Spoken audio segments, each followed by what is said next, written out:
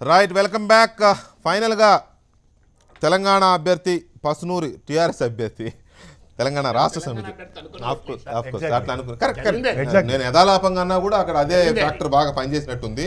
తెలంగాణ సాధించిందని ఒక నమ్మకం, అభిమానం, ఆ స్ఫూర్తి, పోరాట స్ఫూర్తి ఇంకా పోలేదని నమ్మి ఉండవచ్చు. పోలేదని నమ్మి ఉండవచ్చు. తర్వాత ప్రభుత్వ పనితీరు మీద ఇంతకుముందు దయాకర్ చెప్పినట్టుగా ఆ అంశాలతో పాటు ఇంకా చాలా అంశాలు, పత్తి రైతులకు సంబంధించి గిట్టుబాటు ధర కల్పించాల్సిన కేంద్రం దాన్ని పట్టించుకోవడం లేదు. పట్టించుకోకపోగా రాష్ట్ర ప్రభుత్వం మీద నెట్టేసి చేతులు దులుపుకోవాలనే ఒక చేతులు కాల్చుకున్న తీరు కూడా బీజేపీ అభ్యర్థికి నష్టం కలిగించినట్టు కనపడుతుంది. వీటితో పాటు టీఆర్ఎస్ ఈ పెన్షన్ల వ్యవహారంలో తీసుకున్న నిర్ణయాలు కొన్ని టీఆర్ఎస్కి లాభించాయనే చెప్పాలి. పేదవాళ్లకు 1000 రూపాయలు 1500 వరకు పెన్షన్లు ఇస్తున్న తీరు కూడా కొంత ఇలాంటి అంశాలు చాలా ఉన్నాయి. ప్రభుత్వ పనితీరు, తర్వాత ధరలను నియంత్రించలేని కేంద్ర ప్రభుత్వం యొక్క అసమర్థత కావచ్చు, ప్రత్యేకించి పప్పులు, నూనె ఇటువంటి ధరలను కూడా తగ్గించలేకపోవడాన్ని ప్రజలు గుర్తించారు. ఇది కేంద్ర ప్రభుత్వ వైఫల్యమని. అలాగే నిరుద్యోగ సమస్య కూడా ఈ ఎన్నికల్లో చాలా వరకు కీలక పాత్ర పోషించింది. కానీ ఎందుకో అది టీఆర్ఎస్కి వ్యతిరేకంగా మారినట్టు కనిపించట్లా, కొద్ది గొప్ప తప్ప. అలాగే రైతుల ఆత్మహత్యలు విపరీతంగా జరుగుతున్నాయి. మొత్తం టీఆర్ఎస్ ప్రభుత్వమే దీనికి కారణం అంటూ ప్రతిపక్షాలు పదే పదే దుమ్మెత్తిపోసి ప్రచారం చేసినా కూడా ఎందుకో మరి ఇంత మెజారిటీ వస్తుందంటే దాన్ని కూడా విశ్లేషించాల్సిన అవసరం ఉంది. ఇంకా కరువు, వర్షాభావ పరిస్థితులు, ఇంకా చాలా కారణాలు ఉన్నాయి. వీటితో పాటు పోలింగ్కి కొద్ది వారాల ముందు జరిగిన ఎన్కౌంటర్ ప్రభావం దీని మీద చాలా ఎక్కువ ఉంటుంది అనుకున్నారు. ఈ ఎలక్షన్ మీద అది కూడా ఏమీ కనిపించలేదు. సో మొత్తంగా చూస్తే ఈ కారణాలు అన్నిటి మీద ముందుగా మస్తాన్ వలి గారు, ధరలు అదేదో కేంద్రానికి బీజేపీకి మైనస్ అయినట్టుంది. బట్ నిరుద్యోగ సమస్య మరి రాష్ట్ర ప్రభుత్వానికి మైనస్ అవ్వాలి. ఎగ్జాక్ట్లీ, మంచి ప్రశ్న అడిగారు. మేము మా క్వశ్చనీర్లో నిరుద్యోగ సమస్య అంటే ఏ అంశాలు ఎన్నికలను ప్రభావితం చేయబోతున్నాయనేటువంటి తెలుసుకునే క్రమంలో నిరుద్యోగ సమస్యని ఎవరైతే ప్రస్తావించారో వాళ్ళ దగ్గర అడిగినప్పుడు నిరుద్యోగ సమస్య అంటున్నారు, మళ్ళీ టీఆర్ఎస్ కోటేస్తూ ఉంటున్నారంటే అవునండి, నిరుద్యోగ సమస్య బాగా ఉండేది. ఈ నోటిఫికేషన్స్ కారణంగా మాకు నమ్మకం వచ్చింది ఈ ఉద్యోగాలు భర్తీ చేస్తారనేటువంటి ఉద్దేశంతో, అందుకనే మేము టీఆర్ఎస్ పార్టీకి ఓటేసి తెలుసుకున్నాం అనేటువంటి శాతం ఎక్కువ వచ్చింది నిరుద్యోగ సమస్య ప్రస్తావించినటువంటి యువకుల్లో. సో కాబట్టి నిరుద్యోగం అనేటువంటి విషయము టీఆర్ఎస్కి అనుకూలంగా ఈ ఎన్నికల్లో మారినటువంటి పరిస్థితిని మనం చూస్తూ ఉన్నాం అనమాట. సో రెండోది ముఖ్యంగా ఇందాక నాగేశ్వర్ గారు కూడా ప్రస్తావించినట్టు ఈ టీడీపీ, కాంగ్రెస్, బీజేపీ ఎన్నికల్లో దిగుతూనే ఓటమిని అంగీకరించి ఎన్నికల్లో దిగినటువంటి పరిస్థితి. సరే, వాళ్ళు ఇంటర్నల్గా ఓటమిని అంగీకరించడమే కాకుండా అది జనాలకు కూడా తెలిసినట్టు చేశారు.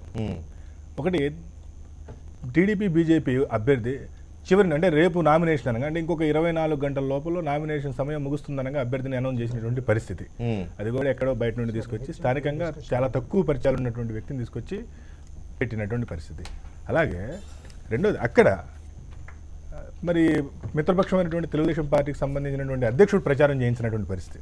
దానికి కూడా వాళ్ళు ఇంతవరకు కారణం చెప్పలేదు. ఎందుకు తెలుగుదేశం పార్టీ అధ్యక్షుడు, తెలుగుదేశం పార్టీ అవసరమైతే మేము బీజేపీతో మాకు కొద్ది ఇబ్బంది ఉందనేటువంటి మాట్లాడుతున్నటువంటి తెలుగుదేశం పార్టీ నాయకత్వం ఒకవేళ ఇప్పుడే మీకు ఇబ్బంది ఉన్నట్లయితే కనీసం మీ అధ్యక్షుడిని తీసుకుని ప్రచారం చేయించలేనటువంటి పరిస్థితుల్లో రేపొద్దున గమనించాల్సిన అంశం ఏంటంటే వరంగల్ ఉప ఎన్నికకు సంబంధించి ఇక్కడ ముఖ్యమంత్రి ఒక్క సభకి వెళ్ళారు, ఒక్క సభ. అవును, అలాంటిది పక్క రాష్ట్ర ముఖ్యమంత్రి రావాల్సినంత అవసరం ఏముంటుంది? అవసరం లేదా? ఆ పార్టీ మీరు చెప్తున్నటువంటి టీఆర్ఎస్ పార్టీ అధ్యక్షుడికి ఉన్నటువంటి నమ్మకం, నేను ఒక్కసారి వెళ్ళినా చాలు లక్షల మెజార్టీ వస్తున్నటువంటి నమ్మకం అటువంటి కనీసం ఆ ఒక్కసారి కూడా మిత్రపక్షమైనటువంటి పార్టీ వాళ్ళు ప్రచారం చేయకపోవడానికి గల కారణాలని ఖచ్చితంగా ప్రజలు ఎందుకు రాలేకపోయాడు ఏమిటి అనేది కూడా ఖచ్చితంగా చర్చించుకునే ఉంటారు. అలాగే కాంగ్రెస్ పార్టీ రాజకీయ అభ్యర్థిత్వం చివరిలో మిస్ కావడం అనేది వాళ్ళకి పెద్ద దెబ్బ. మిస్ కావడమే కాకుండా అది చాలా భయంకరమైన ఘటన. రాజీయే కనుక అభ్యర్థి అయినట్లయితే, ఎందుకంటే comparative with Pasunuri Dayakar and Devaiah, Rajaiah candidature పెద్దది అక్కడ. ఎందుకంటే ప్రజలందరూ గుర్తుపట్టేటువంటి చేశాడు, ప్రజలందరిలో ఆయన పట్ల ఎంతో కొంత సానుభూతున్నది. ఎప్పుడైతే ఆయన అభ్యర్థిత్వం వెనక్కి తీసుకోవటము, ఆయన పార్టీ నుండి సస్పెండ్ చేయడం లాంటి సంఘటనలు ఏవైతే ఉన్నాయో అది కాంగ్రెస్ పార్టీకి తీవ్రమైన నష్టం చేకూర్చింది. లేదంటే ఇవాళ కాంగ్రెస్ పార్టీ యొక్క పరిస్థితి ఆ విధంగా ఉండేది కాదు. కాంగ్రెస్ పార్టీ ఖచ్చితంగా టీఆర్ఎస్ యొక్క మెజారిటీని తగ్గించేటువంటి దిశగా వెళ్ళవలసినటువంటి పార్టీ సడన్ గా సర్వే సత్యనారాయణ గారిని, అది కూడా కొన్ని గంటల ముందు నామినేషన్ ముగుస్తుంది గంటల ముందు. ఎందుకంటే మీకు అక్కడ దేవయ్య గారికి కానివ్వండి, సర్వే సత్యనారాయణ గారికి కానివ్వండి, స్థానికంగా క్యాడర్తో కూడా పరిచయం లేదు. కరెక్ట్. ఈయన ఫలానా జిల్లా అధ్యక్షుడు, ఈయన ఫలానా మండల అధ్యక్షుడు అని పరిచయం చేసుకోవాల్సినటువంటి పరిస్థితి.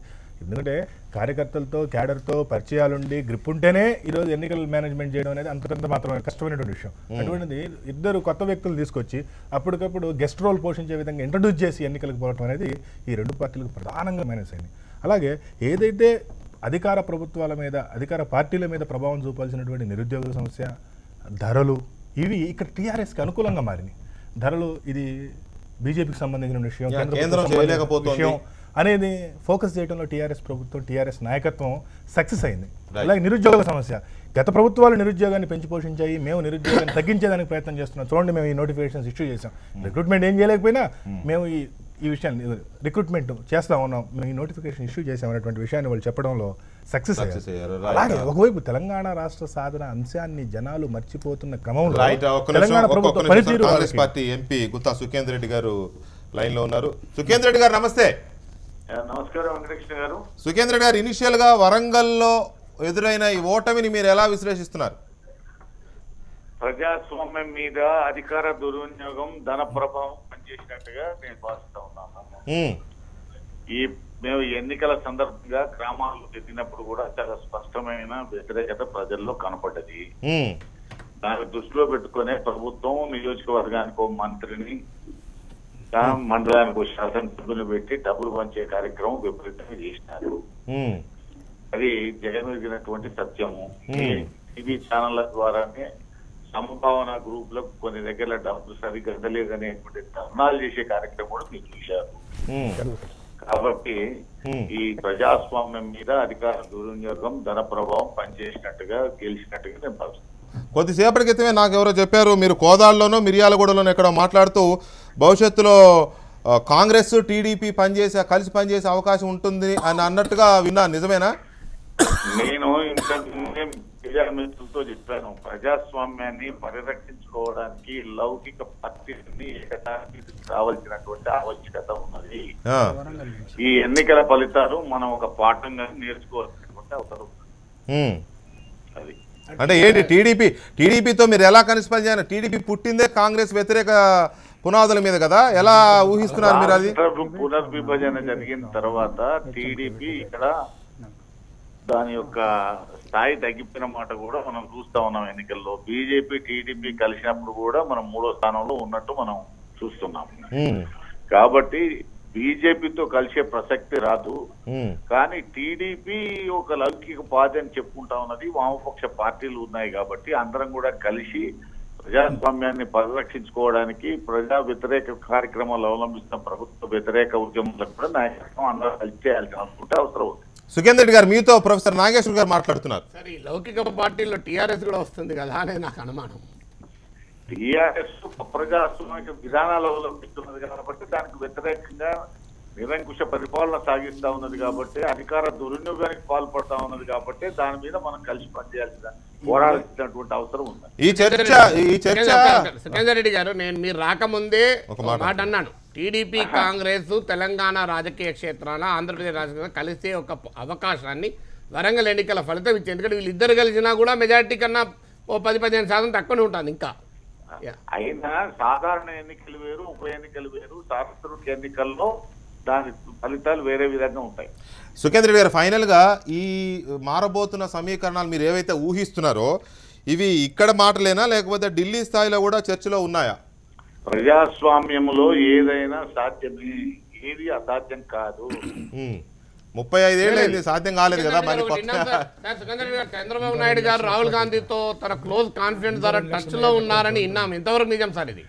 అది నాకు తెలియదండి, ఆ విషయం తెలియని విషయాలు నేను మాట్లాడలేదు. Right, thank you very much Sukhender Reddy గారు, మీరు లైన్లోకి వచ్చి బ్రేకింగ్ న్యూస్ చెప్పినందుకు. ఎందుకంటే సీనియర్ నాయకుడిగా మీరు తెలుగుదేశం పార్టీలో ఎంపీగా పనిచేశారు, కాంగ్రెస్ పార్టీలో 2వ దఫా ఎంపీగా ఉన్నారు. అలాంటిది మీరు భవిష్యత్తులో కాంగ్రెస్ టీడీపీలు కలిసి పనిచేసే అవకాశం ఉందంటే, వామపక్ష పార్టీలు కూడా అదే లౌకిక శక్తుల వామపక్ష పార్టీ మీరు అలా అన్నారు కాబట్టి మధ్యలో కృష్ణ వాళ్ళు. సో సార్, మధ్యలో ఒక మాట ఫైనల్ గా, మధ్యలో జగన్మోహన్ రెడ్డి గారిని ఏం చేయదలుచుకున్నారు మీరు? జగన్మోహన్ రెడ్డి గారు కూడా వారు లౌకిక పార్టీగా బీజేపీ ఇప్పుడు వచ్చిన సమస్య ఏంటంటే పార్లమెంట్ లో బీజేపీ ప్రభుత్వం పెట్టేటువంటి ప్రతి బిల్లుకు వైసీపీ అండ్ టిఆర్ఎస్ మద్దతు పలుకుతా ఉన్నది. అవును ప్రతి బిల్లుకు. అవును. కాబట్టి మేము బీజేపీ వ్యతిరేకంగా ఉన్నటువంటి అన్ని రాజకీయ పార్టీలు ఒకే వేదిక మీదకి రావాలనే కోరుకుంటున్నాము. టీడీపీ కాదు, అధికార పక్షంలో భాగంగా ఉన్నటువంటి టీడీపీ మీకు వ్యతిరేకంగా కనపడుతుందా? సురేందర్ రెడ్డి గారు చెప్తున్నారు, ఏదో చెప్తారు అయితే అన్నారు, చెప్పండి. అయితే టీడీపీ కేంద్రంలో బీజేపీతో సంకీర్ణ ప్రభుత్వంగా ఉన్నమాట వాస్తవం. కానీ రాష్ట్ర పునర్విభజన తర్వాత ఈ రాష్ట్ర పార్టీ వేరు, ఆ రాష్ట్ర పార్టీ వేరు, ఈ రాష్ట్ర రాజకీయాలు వేరు, ఆ రాష్ట్ర రాజకీయాలు వేరు. కాబట్టి ఆ ఆలోచన చేయడం మంచిదనేటువంటి అభిప్రాయం మాత్రమే నాకు. అదేనండి, మీ పూర్వాశ్రమం మీరు దోస్తులు కదా, మీకు ఉండే ఉంటుంది ఖచ్చితంగా, సిగ్నల్స్ ఉండే ఉంటాయి. Anyway, thank you very much Sukhender Reddy గారు. Thank you very much. Right, Prabhakar గారు, ఈ సుఖేందర్ రెడ్డి గారు అన్న మాటల్ని కొంచెం సీరియస్ గా తీసుకుంటే మరి ఏమో అంటే ఒకటి వెంకటకృష్ణ గారు కొంచెం చాలా సీరియస్ గా తీసుకోండి.